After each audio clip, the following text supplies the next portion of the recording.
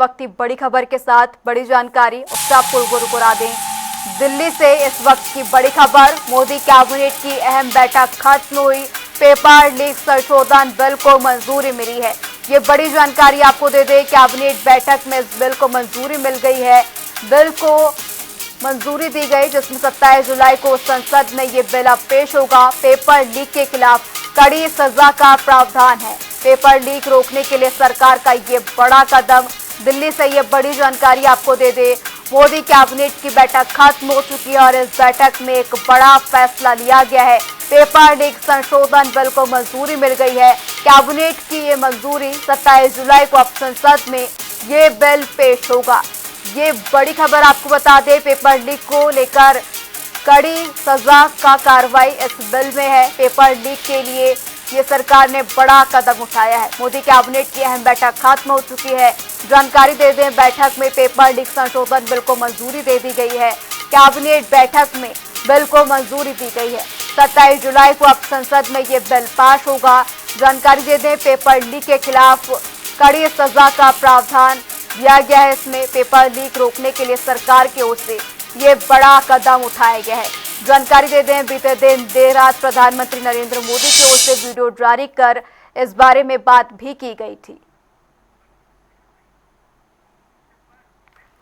इसी पर ज्यादा जानकारी के लिए दिल्ली से हमारे सहयोगी स्पर्श हमारे साथ लाइव जुड़ गए हैं। स्पर्श, मोदी कैबिनेट की बैठक खत्म हो चुकी है। लगातार जिस तरीके से पेपर लीक मामला उठ रहा था, देर रात भी प्रधानमंत्री नरेंद्र मोदी ने वीडियो शेयर किया और अब जो है इसमें पेपर लीक को लेकर एक बिल को लेकर मंजूरी मिल गई है। क्या कुछ जानकारी सामने आ रही है, इस बिल में क्या क्या प्रावधान?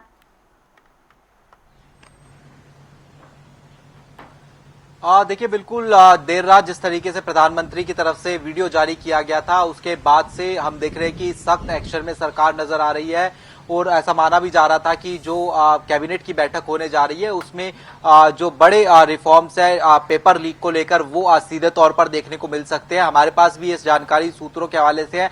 हालांकि कुछ मिनटों में प्रेस कॉन्फ्रेंस हो सकती है कैबिनेट की और उसमें अंतिम मोहर भी लग सकती है इन खबरों को लेकर। पेपर लीक को लेकर सरकार सख्त है। जो पहला अधिनियम था उसमें बड़े बदलाव की तैयारी सरकार की तरफ से की गई है। अब ये कहा जा रहा है कि जो फास्ट ट्रैक कोर्ट्स का जिक्र जिसका प्रधानमंत्री की तरफ से किया गया था, उसमें 3 महीने के अंदर इस तरीके के मामलों में सुनवाई करके मामले का निपटारा करना होगा, फैसला देना होगा। दूसरी बड़ी जो जानकारी है वो ये कि जो जुर्माना राशि है उसको बढ़ाकर अब 10 करोड़ रुपए जो है किया जा रहा है। और तीसरी बड़ी जो जानकारी निकलकर सामने आ रही है वो ये कि जो सजा का प्रावधान है उसको भी जो है बढ़ाया जा रहा है। अब सजा जो है वो जो है 10 साल तक की पेपर लीक मामले में देखने को मिल सकती है। यानी पेपर लीक नेक्सस ग्रोह किस तरीके से तोड़ा जाए, कमजोर किया जाए, इसको लेकर जो है फिलहाल लगातार जो सरकार है वो संवेदनशील जो है नजर आ रही है। जिस पर अब जो अगला कदम होगा, संसद में इसे पेश करना होगा। जिस तरीके से विपक्ष पे लगातार इस तरीके के नियम और के लिए आवाज उठाता हुआ नजर आ रहा है, मॉनसून सत्र में भी कहीं ना कहीं ये कह सकते हैं कि नए बिल को लेकर यहाँ पर चुनौती मिलती हुई नजर आ रही है। अब ये बिल पेश होगा तो ज्यादा चुनौती देखने को नहीं मिलेगी।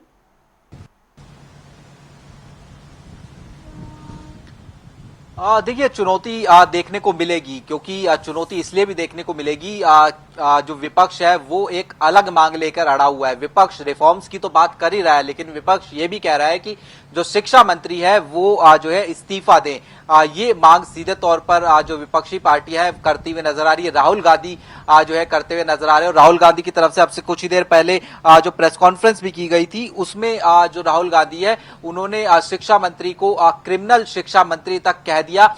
ये जो है आप समझ सकते हैं। और अब ये मामला जो है केवल रिफॉर्म्स तक सीमित नहीं रह गया है, बल्कि विपक्ष ये लगातार बता रहा है कि किस तरीके से छात्रों के ऊपर जो ब्रुटैलिटी है वो करने का काम जो है किया जा रहा है। राहुल गांधी एक छात्र को लेकर सामने आए, उन्होंने कहा कि जो पैलेट गन है उससे जो है हमला जो है किया गया। सरकार पैलेट गन इस्तेमाल की मनाही जो है प्रोटेस्ट के दौरान कर रही है, लेकिन वो सबूत लेकर जो है सामने आए। इसी तरीके से सीजेपी की बात करें तो वो भी लगातार ये कह रही है कि जो शिक्षा मंत्री है धर्मेंद्र प्रधान, उनका इस्तीफा जो है होना चाहिए। तो जब तक शिक्षा मंत्री का इस्तीफा नहीं हो जाता, ये डेडलॉक जो है सरकार, कांग्रेस, विपक्ष, सीजेपी इनके बीच में लगातार बना हुआ देखने को मिल रहा है। जिस पर महत्वपूर्ण कैबिनेट बैठक बुलाई गई थी और अर्जेंट कैबिनेट बैठक भी बोले, शिक्षा को लेकर और किन किन मुद्दों पर बैठक में चर्चा हुई? देखिए ये बैठक अमूमन अगर बात करें जो बैठक होती है कैबिनेट की वो बुधवार को जो है रखी जाती है, जिसमें तमाम कैबिनेट मंत्री और प्राइम मिनिस्टर जो है शिरकत करते हैं। और अब अगर हम बात करते हैं, ये एक अलग से कैबिनेट बैठक जो है फ्राइडे को बुलाई गई थी और इस बैठक में मुख्य तौर पर जो नीट पेपर लीक या फिर कहीं की पेपर लीक जैसे जो मामले हैं उनको लेकर आज चर्चा हुई है, रिफॉर्म्स को लेकर चर्चा हुई है। और ये रिफॉर्म्स जो है उन पर कैबिनेट की मोहर लग जाती है तो उसको जो है किस तरीके से विधेयक के रूप में लाकर जो है आज लोकसभा राज्यसभा में जो है पारित कराया जाए, इसको लेकर अभी जो है कैबिनेट की बैठक में चर्चा हुई। क्योंकि लगातार सरकार ये कह रही है कि सदन के अंदर भी जो है चर्चा होनी चाहिए, हंगामा जो है सिर्फ जो है नहीं होना चाहिए। ऐसे में विधेयक के रूप में जब सोमवार को क्या ये बिल जो है लाए जाते हैं तो उस पर किस तरीके से चर्चा या फिर कहे कि विपक्ष का रुख रहेगा, देखने वाली बात रहेगी। जिस पर विधायकों को लेकर जिस तरीके से आप भी जानकारी दे रहे हैं, ये सदन के पटल पर इसे रखा जाएगा तो कहीं ना कहीं हंगामा होना तो मूल रूप से इसे देखा ही जाएगा। अभी बात करें विपक्षी ओर से, क्या इसको लेकर अभी तक कोई बयान सामने आया है?